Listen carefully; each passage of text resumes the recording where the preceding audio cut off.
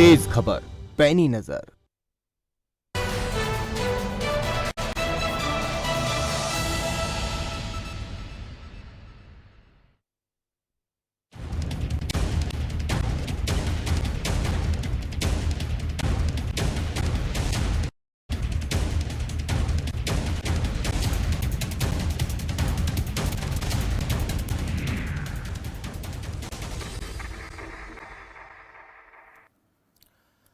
नमस्कार, खबर फास्ट पर बड़े मुद्दे के साथ मैं हूं भविष्य त्यागी।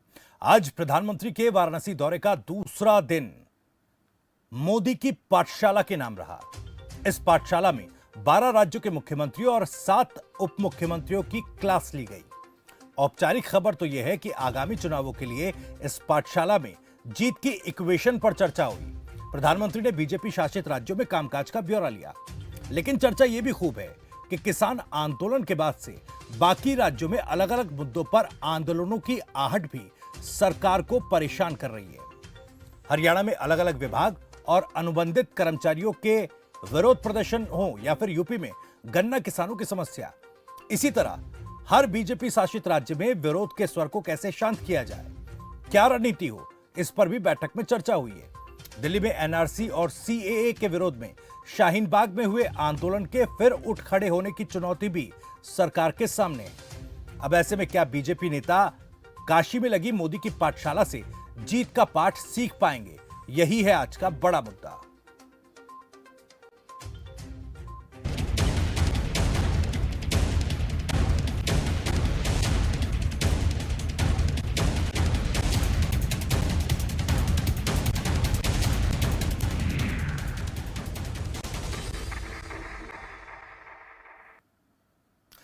तो प्रधानमंत्री नरेंद्र मोदी के वाराणसी दौरे का आज दूसरा दिन था। तय कार्यक्रम के मुताबिक पीएम मोदी ने बीजेपी शासित प्रदेश के मुख्यमंत्री और उप मुख्यमंत्रियों के साथ बैठक की।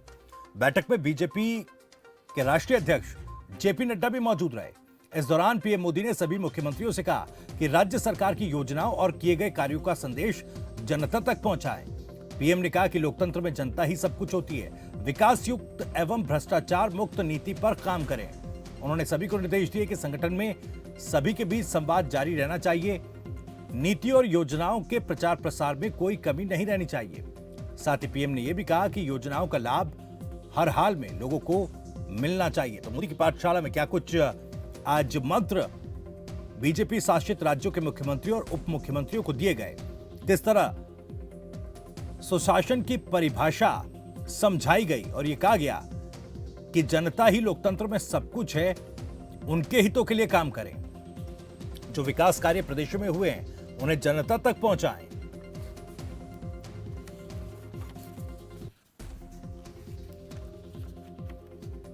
तो आगामी चुनावी रणनीति पर भी इस बैठक में चर्चा हुई है। हालांकि जो चैलेंजेस, जो चुनौतियां आगामी चुनावों में बीजेपी के सामने हैं, उनसे कैसे निपटा जाए, इस पर भी इस बैठक में चर्चा हुई है।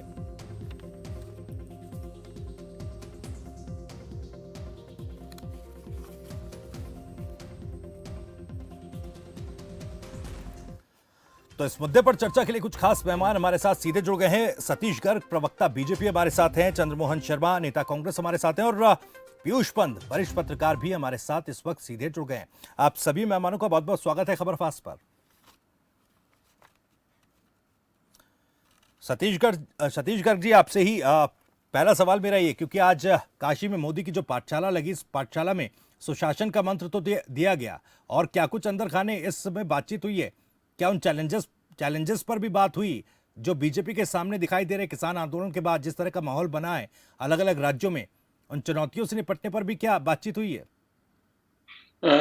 भविष्य जी, बात क्या है कि मोदी जी के और मंत्रियों के बीच में, मुख्यमंत्री के बीच में क्या बातचीत हुई, ये निश्चित रूप से मुख्यमंत्री जानते हैं या मोदी जी जानते हैं जी। कोई ऐसा नहीं कि पार्टी ने कोई आधिकारिक बयान जारी किया होगा किन किन विषयों पर बातचीत हुई, लेकिन जो आपने बताया कि मोदी जी चाहते हैं कि पूरे के पूरे देश के अंदर और जो लोकतंत्र में लोग हैं वही प्रमुख हैं और उन तक सरकार की योजनाओं का लाभ चाहिए। निश्चित रूप से देश के प्रधानमंत्री हैं और एक उस तरह के प्रधानमंत्री हैं जो छोटे से छोटे काम पर भी फोकस करते हैं। आपने देखा होगा रात के 1 बजे भी वाराणसी स्टेशन पर मोदी जी थे, बनारस की गलियों के अंदर थे जी। और काशी के अंदर सुबह से लेकर रात तक लगातार काम करना, यही मंत्र उनका अपना जीवन और उनका काम करने का तरीका, जी। यही प्रेरणा ना केवल ठीक है मुख्यमंत्रियों सर, को, लेकिन काशी भारतीय जनता पार्टी काशी में के प्रत्येक मोदी कार्यकर्ता को देती। काशी में प्रधानमंत्री मोदी ने पाठशाला लगाई, इस तरह की बैठक तो दिल्ली में भी हो सकती थी ना। नहीं, बात क्या है, काशी एक कार्यक्रम हो रहा है, काशी के अंदर आया है, काशी के अंदर सब मुख्यमंत्री उस कार्यक्रम का हिस्सा थे जी। और मोदी जी का स्वभाव है कि 1 मिनट भी जाया ना किया जाए कहीं ना कहीं। और वैसे भी शिव की नगरी है काशी, तो अगर वहां पर पाठशाला लगी है, वहां पर मुख्यमंत्रियों से बातचीत की है, वहां पर संवाद किया, तो उसमें क्या बुरी बात है। तो काशी है, अविनाशी है।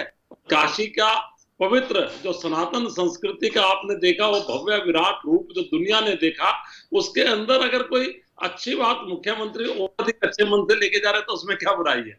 अच्छा स्थान है और 1-1 मिनट का उपयोग हो रहा है। चलिए ठीक है सर। मैं आऊंगा चंद्रमोहन शर्मा जी के पास, लेकिन पीयूष पंत जी मैं पहले आपके पास आ रहा हूं। आज मोदी की पाठशाला काशी में लगी, 12 मुख्यमंत्री 7 उप मुख्यमंत्री शामिल हुए। किस तरह से देख रहे हैं, क्या मैसेज देने की कोशिश है? नहीं, देखिए, पूरी तरीके से ये चुनावी मीटिंग कही जा सकती है, जी। क्योंकि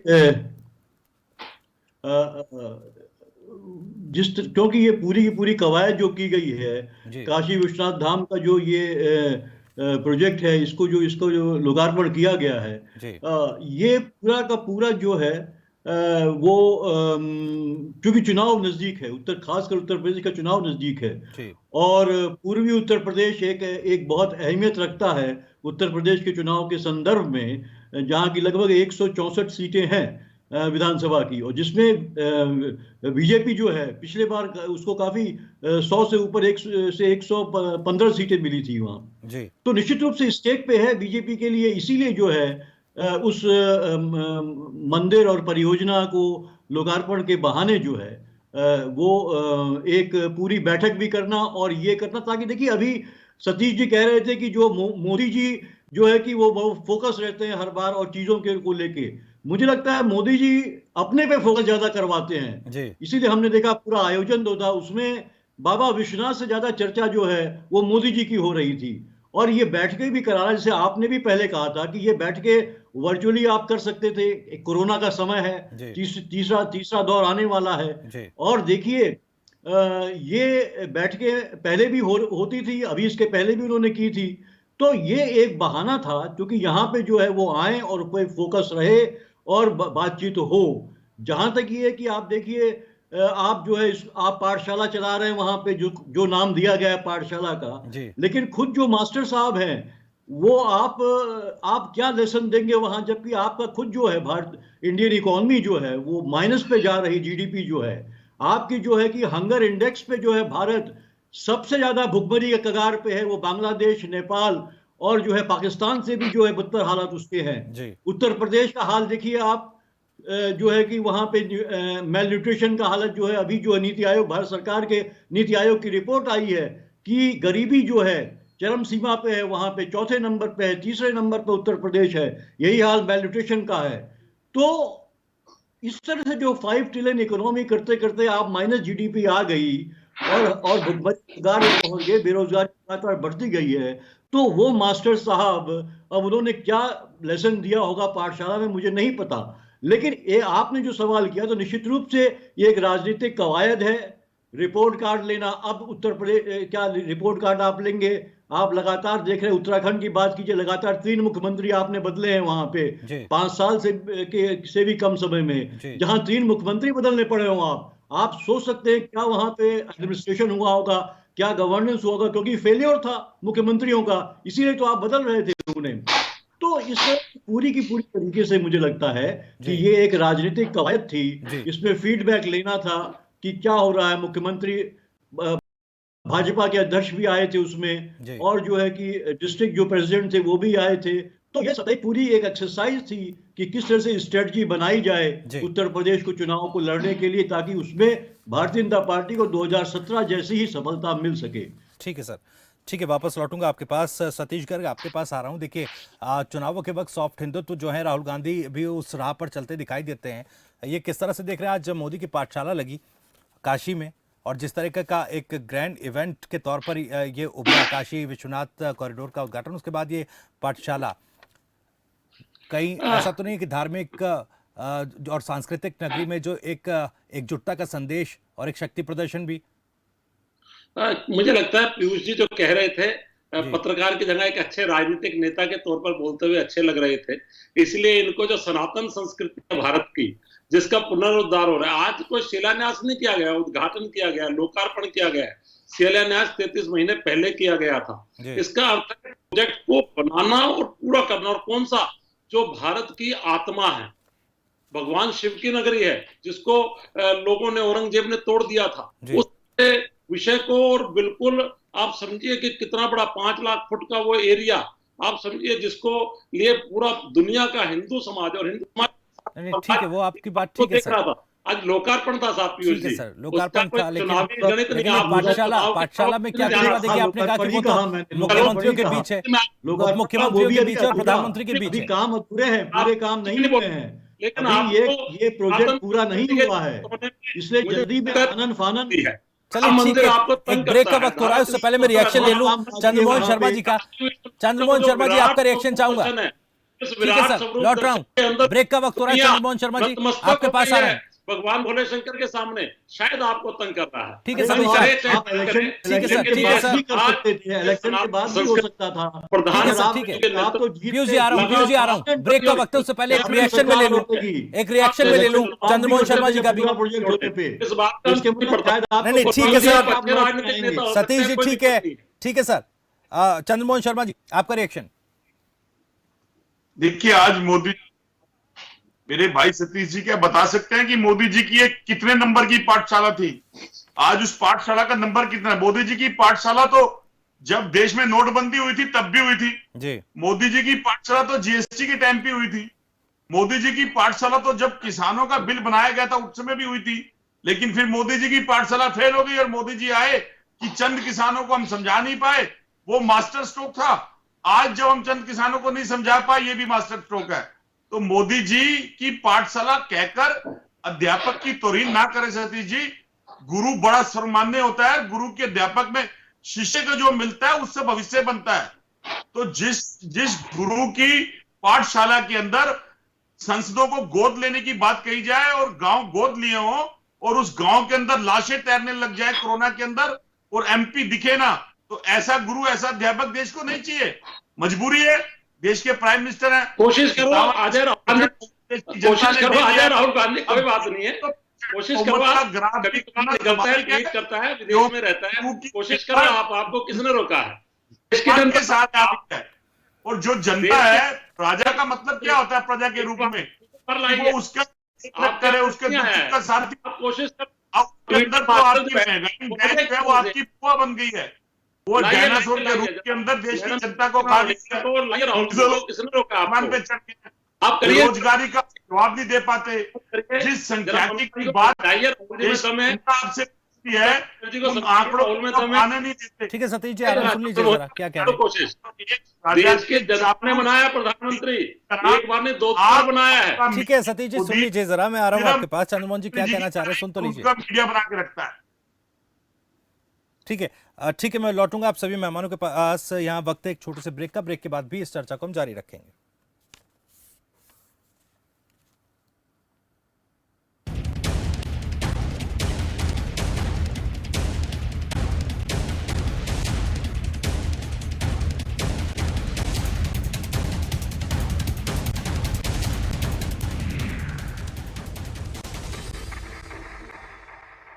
सूबे ਦੇ ਮੁਲਾਜ਼ਮਾਂ ਅਤੇ ਪੈਨਸ਼ਨਰਾਂ ਦੀ ਮੰਗ ਨੂੰ ਪੂਰਾ ਪ੍ਰਵਾਨ ਕਰਦਿਆਂ ਮੁੱਖ ਮੰਤਰੀ ਸ਼੍ਰੀ ਚਰਨਜੀਤ ਸਿੰਘ ਚੰਨੀ ਦੀ ਅਗਵਾਈ ਹੇਠ ਪੰਜਾਬ ਮੰਤਰੀ ਮੰਡਲ ਨੇ ਸੋਧੀ ਹੋਈ ਪੈਨਸ਼ਨ ਦੀ ਅਦਾਇਗੀ ਕਰਨ ਦੇ ਆਦੇਸ਼ ਦੇ ਦਿੱਤੇ ਹਨ।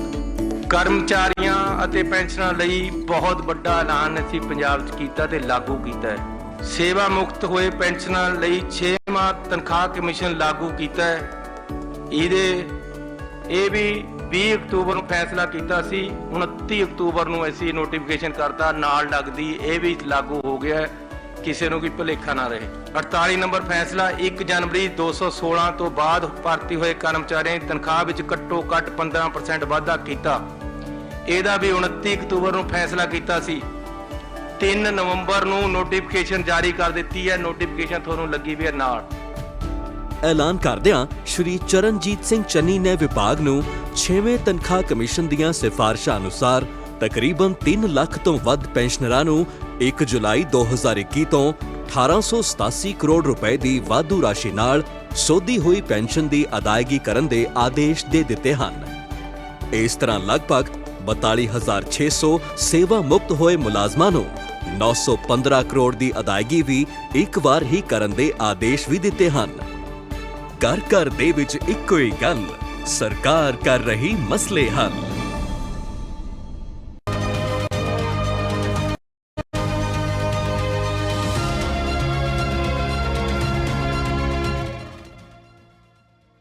लाखों किसानों का भरोसा असीस फीड। बाकी फीड बोलते नंबर 1 है, कुछ टाइम दूध भी बढ़ाते हैं, लेकिन पशुओं को देखो, बीमारी, कमजोरी। 2 दिन का फायदा, फिर घाटा ही घाटा। फीड का असली काम करे असीस फीड। ये पशु की सेहत बनाए और बरकरार रखे। नतीजा सालों साल बेहतर दूध, बीमारियों से लड़ने की ताकत और बच्चे जनने की काबिलियत। बेहतर दूध, बेहतर स्वास्थ्य सालों साल। आपके विधायक से सीधा सवाल। दक्षिण मेरठ से विधायक डॉक्टर सोमेंद्र तोमर के साथ देखिए विधायक का रिपोर्ट कार्ड कल शाम 4:55 पर सिर्फ खबर फास्ट पर। कबीर अमृतजाइन सिरप 3-in-1 फॉर्मूला के साथ एक ही बोतल में 3 गुण, लिवर टॉनिक भी है, एंजाइम भी है और एंटासिड भी है। इसके हैं कई फायदे। शराब से होने वाले साइड इफेक्ट से राहत में सहायक, आपके लिवर को बनाए अंदर से स्ट्रॉन्ग। आयुर्वेदिक अर्क पद्धति द्वारा निर्मित कबीर अमृतजाइन सिरप। खास जड़ी बूटियों से बना पेट सफा आयुर्वेदिक चूर्ण आज ही ले आएं। पेट सफा पहली रात से ही असर दिखाता है और इसकी आदत भी नहीं पड़ती। पेट सफा हर रोग दफा। मुल्तानी कोका कफ सिरप, तुलसी, वसा, यस्ती मधु, पिपली के गुणों से भरपूर, जो खांसी पर करे तुरंत असर, ताकि बदलते मौसम के साथ आप न बदलें। अरे भैया, तुम्हें कब से क्या? लोग ऐसी गंभीर समस्या को हंसी मजाक में उड़ाते। खास जड़ी बूटियों से बना पेट सफा आयुर्वेदिक चूर्ण आज ही ले आएं। पेट सफा पहली रात से ही असर दिखाता है और इसकी आदत भी नहीं पड़ती। पेट सफा हर रोग दफा।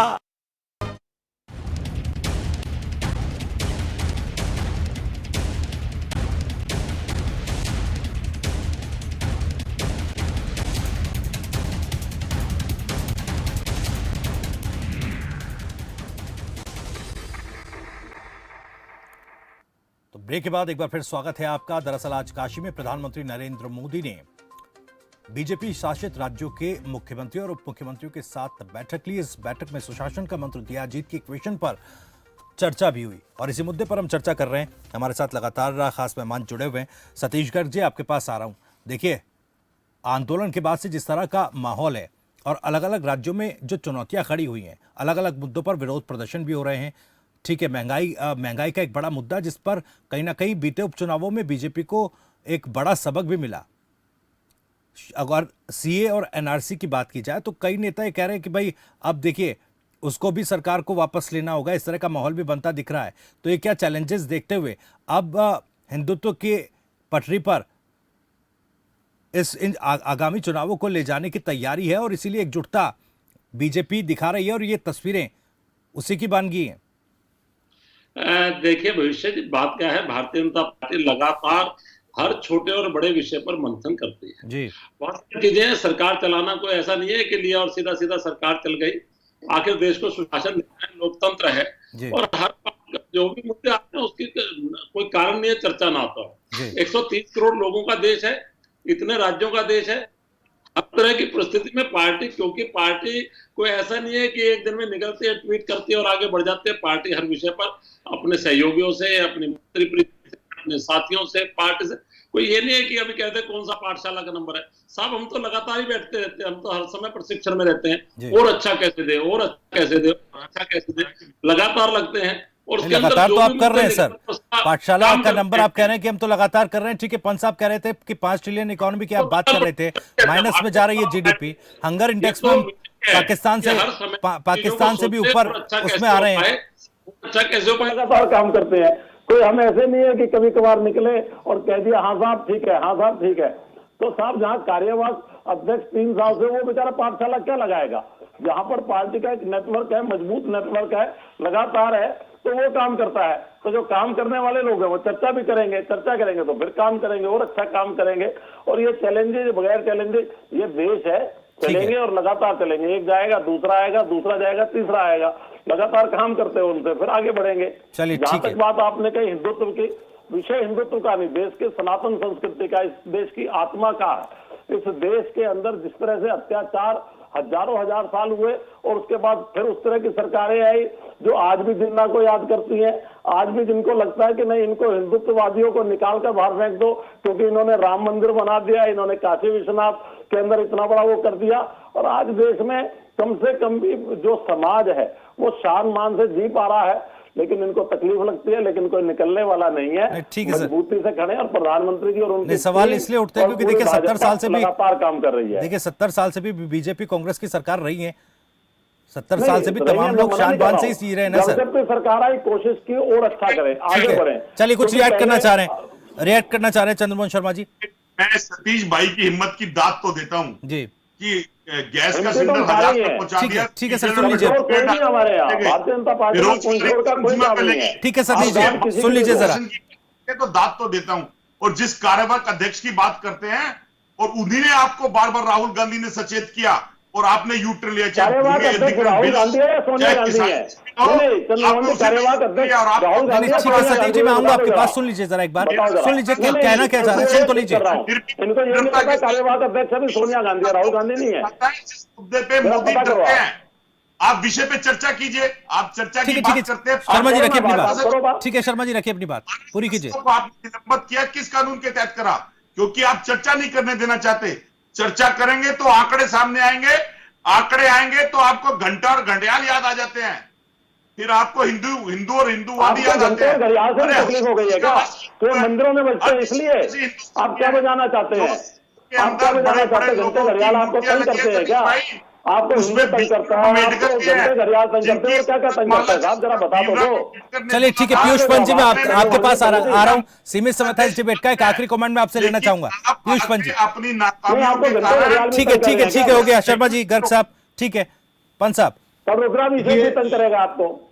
ये वही बात है कि अभी मैं आपकी इस तरफ भी ध्यान दिलाऊंगा आप क्या करेंगे, यही तंग करेगा आपको। जो है कि पूरे देश को भी संदेश देते हैं। लेकिन मोदी जी आप देखिए, इस जो बैठक चल रही थी, कैबिनेट बैठक चल रही थी, उसमें सिर्फ योगी जी को छोड़ के किसी ने मास्क नहीं पहना था और सोशल डिस्टेंसिंग की जो धज्जियां उड़ रही थी। और अभी जो है तीसरी लहर जो कोरोना की है, और ये सरकारी विज्ञापन कहता है, डॉक्टर्स कहते हैं, मोदी जी भी कहते हैं कि हमें एहतियात बरतना है और हमें ये पालन करना है जो जरूरी गाइडलाइंस हैं। लेकिन यहाँ पे क्या हो रहा था आपने देखा। तो यही मैं कह रहा हूं कि मास्टर जी कहते कुछ और है, होता कुछ और है, करा कुछ और जाता है। यही कारण है कि लगातार ये बैठकें तो बहुत करते हैं, लेकिन रिजल्ट क्या होता है। आज जब से भाजपा की सरकारें बनी है, नॉर्थ ईस्ट असम का देख लीजिए, नागालैंड का देख लीजिए, मिजोरम का देख लीजिए, इतनी हिंसा बढ़ती चली जा रही है, शांति फैलती चली जा रही है। 10 सेकंड में सर, पीयूष पंत साहब 10 सेकंड में जवाब दीजिएगा कि आंदोलन के बाद जो इफेक्ट हुआ है, आंदोलन इफेक्ट है क्या? काशी में इस तरह का जो ये भव्य आयोजन हुआ, इसके बाद काशी में ही इतने बड़े स्तर पर ये मीटिंग हुई, क्या ये उस इफेक्ट से पार ले जा पाएगा बीजेपी को? देखिए बात क्या है, आंदोलन एक ढंगा है, पार्टी लगातार काम करती है। काशी का एक निर्णय पहले ही हुआ था, इस बात का आंदोलन से कोई लेना देना नहीं है। आंदोलन ने अपना छाप छोड़ी होगी, उसके अंदर करोड़ों करोड़ किसान जो आज भी उन बिलों के समर्थन में थे, लेकिन कुछ किसान नेता ऐसा था जिनको हम समझा नहीं पाए। प्रधानमंत्री जी ने कहा है, अब कहा है तो प्रधानमंत्री जी ने उसका जो भी इफेक्ट है आपको कुछ दिन बाद जिस तरह का कुछ लोग सोचते हैं जाना जाएगा, बहुत सारी चीजें सामने आने वाली है।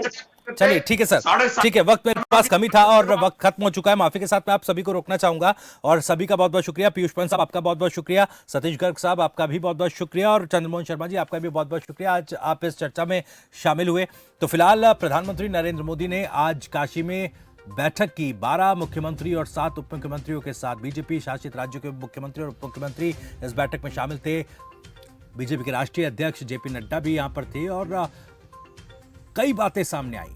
कहा जा रहा है कि सुशासन का मंत्र दिया, जीत पर चर्चा हुई, किस तरह की रणनीति होगी, किस तरह की इक्वेशन होगी, इन तमाम पहलुओं पर चर्चा हुई। लेकिन सवाल ये भी है कि क्या जो चैलेंजेस हैं, जो आंदोलन के बाद से जिस तरह का माहौल देश में बन रहा है, अलग अलग राज्यों में बन रहा है, तमाम तरह की जो विरोध प्रदर्शन है उनके बाद क्या स्थिति प्रदेशों में है और उन स्थिति से कैसे निपटा जाए, इसको लेकर आज इस बैठक में चर्चा हुई। फिलहाल बड़ा मुद्दा में इतना ही। नमस्कार।